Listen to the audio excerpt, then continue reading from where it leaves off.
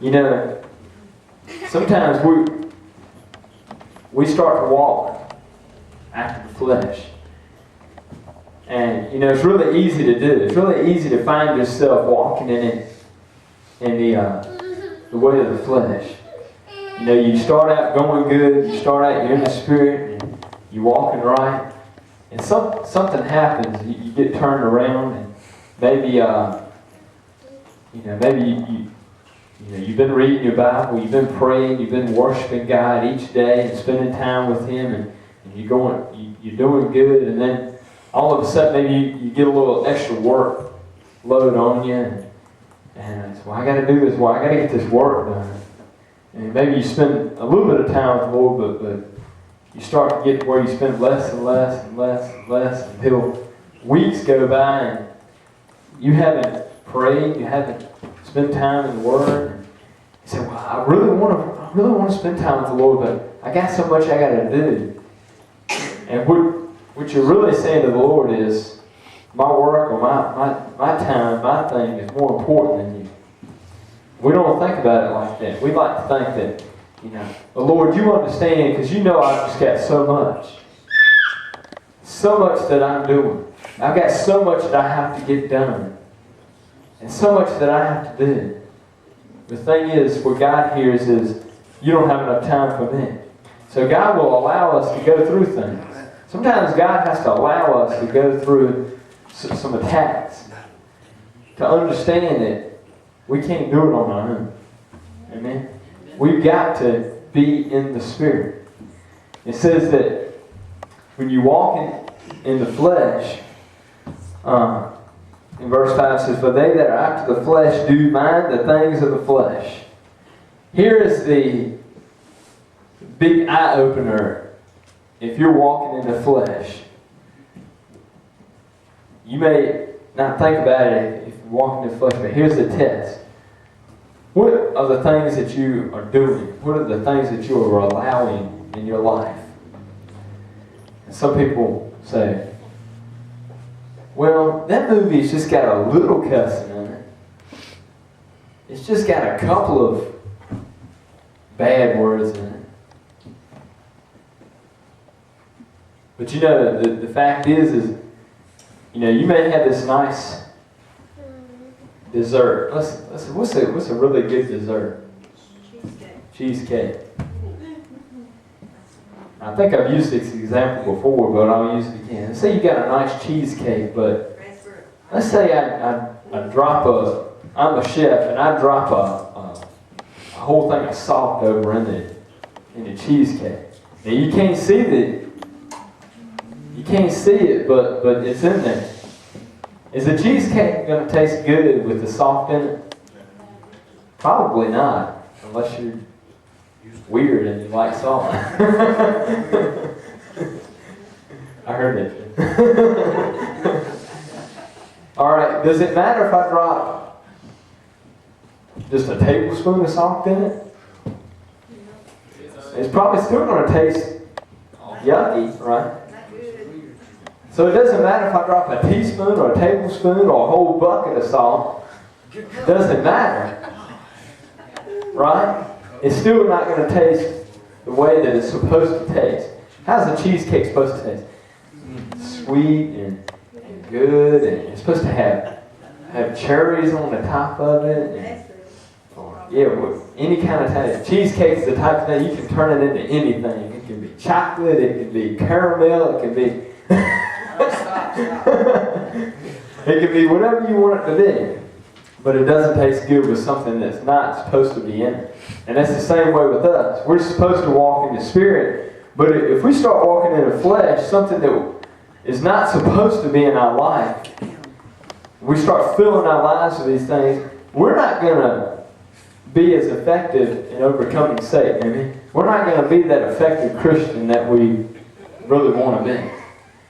So, we're going along and we say, well, it's okay to listen to this kind of music sometimes, and as long as I'm listening to the Christian stuff too.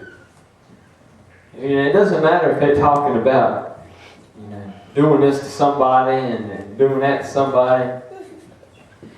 it's still wrong, right? You're still walking in the flesh. You're still walking in the wrong direction. And God is steadily saying, come on, this ain't right. You need to be walking in the Spirit. So we can be overcomers by walking in the Spirit. What does the next part of that verse say? But they that are after the Spirit, the things of the Spirit. If you're in the Spirit, you're going to want things of the Spirit. We mentioned this before, but if you're truly on fire for God, you're going to want things on fire. You're going to want things that God wants. If God doesn't approve of you listening to a song, you're not going to want to listen to that song. I found a website, it's called kidsandmind.com. And friends will ask me, you want to watch this movie? First thing I say is, let me go check Kids in Mind first. And I'll look on the website and it'll tell me, it's got this in it. Scroll down to the language.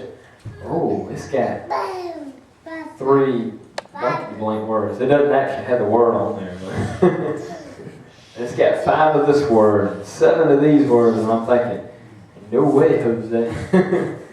I don't want to listen to that and watch it kind of jump. So I'll say, well, I appreciate you inviting me, but I don't think I'm going to go to this movie. And I might say, well, why don't we check out this other movie that, is a better movie. So you have to guard your heart. What are you going to allow into your life? That's what walking after the Spirit means. Verse 6 says, for to be carnally minded is death. What does carnal mean? Flesh, carnal. Carnal is when you're going back to the way that you used to be. It's a death. If you're living like you used to live, the result is going to be death. But to be spiritually minded is life and peace. And that verse is saying that if you're living like the world, and you're not putting God first, guess what? There's 2 kinds of death. One is, you see a body in a casket, that type of death. The other death is second death, completely being separate from God and heaven. And if you're living for the world, if you're going the way of the world, the Bible says that, the road to hell is wide and it's easy. The road to eternal life to Jesus is really narrow. It's hard to stay on that road. How many of you have ever tried to drive a car on a 1-lane road? I mentioned it wasn't even paved. 1-lane dirt road. Or have you ever tried hiking, but not on a nice paved road, walking on a nice paved road, but walking on a trail that, Grandpa was talking about. He went to Dan Daniels Park, and they got the nice paved trails. Oh, they're nice. We like walking in. But he told me about a trail that they went through, hills, and it wasn't nice and paved. It was all kinds of stuff, trees everywhere, and you had to be careful. And I said, y'all want to walk on the trail? He said, no, we ain't going on that trail today. We'll stay on a nice paved trail. And that's where a lot of people are, amen. I'd rather go this way. It's nice and paved. And nice and it's, it's wide. It's wide enough for 2 or 3 people to pass each other on it. And, but I don't want to go through this road that is dirt and hilly and all kinds of things and narrow. But, the payoff is that if we stay on the road to eternal life, we'll have eternal life, amen? We need to not be carnal minded, but to be spiritually minded is life and peace. Amen? And we'll give it back over to Joe in here. And it says that the wages of sin is death, but the gift of God is eternal life. And it also says in Matthew, you don't have to turn here, but in Matthew 16, it says, "A man who gains the whole world